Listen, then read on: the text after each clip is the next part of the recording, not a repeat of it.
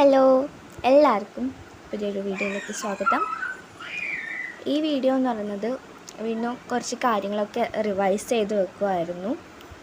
അങ്ങനെ first revise ചെയ്ത് വെച്ചത് ബയോളജിക്കൽ എക്സ്പെരിമെൻറ്റ്സിൽ വരുന്ന ഡൈക്കോട്ട് റൂട്ട്, മോണോക്കോട്ടിക് റൂട്ട്, ഡൈക്കോട്ട് സ്റ്റെമ്മ്, അതേപോലെ മോണോക്കോട്ട് സ്റ്റെമ്മ്, അതേപോലെ ലീഫ് ഒക്കെയാണ്.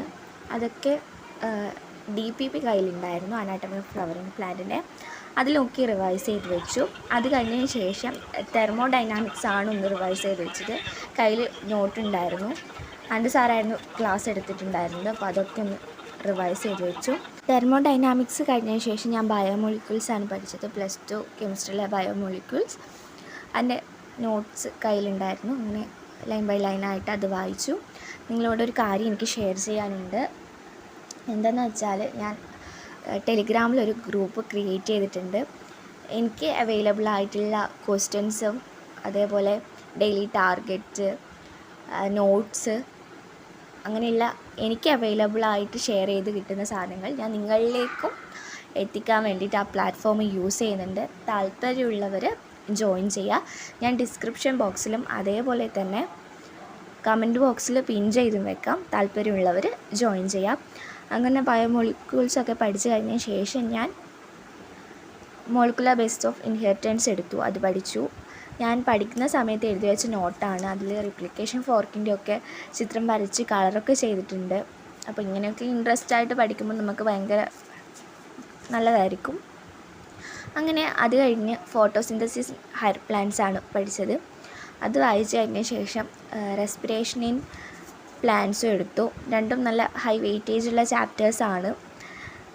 കാര്യങ്ങളൊക്കെ കുറച്ചുകൂടി ഡീപ്പായിട്ട് 2 ചാപ്റ്ററും വായിച്ചാലേ നമുക്ക് മനസ്സിലാവും. അതുകൊണ്ടാണ് ഞാൻ ഇതൊക്കെ ഡെയിലി ഷെഡ്യൂൾ ചെയ്ത് പഠിക്കുന്നതിന് മുന്നേ എല്ലാം ഒന്ന് റിവൈസ് ചെയ്ത് വെക്കാമെന്ന് വിചാരിച്ചത്. കുറച്ച് ചാപ്റ്റേഴ്സ് എന്നും ഉണ്ട്, അതൊക്കെ വരും ദിവസങ്ങളിൽ റിവൈസ് ചെയ്ത് വെക്കണം. അതിനുശേഷം ഞാൻ പ്ലാൻ ചെയ്തിട്ടുള്ളത് ജൂൺ 1 മുതൽ സ്റ്റാർട്ട് ചെയ്യാമെന്നുള്ളതാണ്. എന്തായാലും അതിന് മുന്നേ എൻ്റെ ചാപ്റ്റേഴ്സൊക്കെ റിവൈസ് ചെയ്ത് വെച്ചാലേ നമുക്ക് അതിനോടുള്ളൊരു മടുപ്പ്. കാരണം അത്രയും നാൾ നമ്മൾ എന്തായാലും ഫോൺ യൂസ് ചെയ്ത് പിന്നെ നമുക്ക് ആ ഒരു ട്രാക്കിലേക്ക് വരാൻ കുറച്ച് ബുദ്ധിമുട്ടായിരിക്കും. അതുകൊണ്ടാണ് കുറച്ച് ഞാൻ തുടങ്ങി വെച്ചത്. നിങ്ങളുടെ എന്താണ് ഫ്യൂച്ചർ പ്ലാൻസൊക്കെ? പ്ലാൻ എ നീറ്റായിരുന്നു. പ്ലാൻ ബി എന്താണ്? ഈ വർഷം നീറ്റ് ക്രാക്ക് ചെയ്ത എല്ലാവർക്കും എന്തായാലും അഭിനന്ദനങ്ങൾ. ഈ നീറ്റ് ക്രാക്ക് ചെയ്യാൻ പറ്റാത്തവർക്ക് വിഷമിക്കേണ്ട. നീറ്റ് 2024 നിങ്ങളുടേതാണ്. വിഷമം എന്തായാലും ഉണ്ടാവും. എന്ന് വെച്ചാൽ അതിൽ നമ്മൾ സ്റ്റിക്ക് ചെയ്ത് നിന്നാൽ നമുക്ക് മുന്നോട്ട് പോകാൻ പറ്റില്ല. അതുകൊണ്ട് തന്നെ വിട്ടൊരുക്കാൻ തയ്യാറാക്കാത്ത വിധം നിങ്ങൾ മുന്നോട്ട് വരിക. ഇപ്പം റിപ്പീറ്റായാലും റിപ്പീറ്റായാലും എല്ലാവരും സെൻറ്റേഴ്സൊക്കെ ചൂസ് ചെയ്തോ, ക്ലാസ്സസൊക്കെ സ്റ്റാർട്ട് ചെയ്തോ.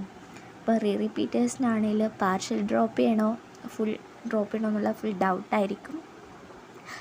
എന്തായാലും ഞാൻ നിങ്ങൾക്ക് സജസ്റ്റ് ചെയ്യുന്നുണ്ട്.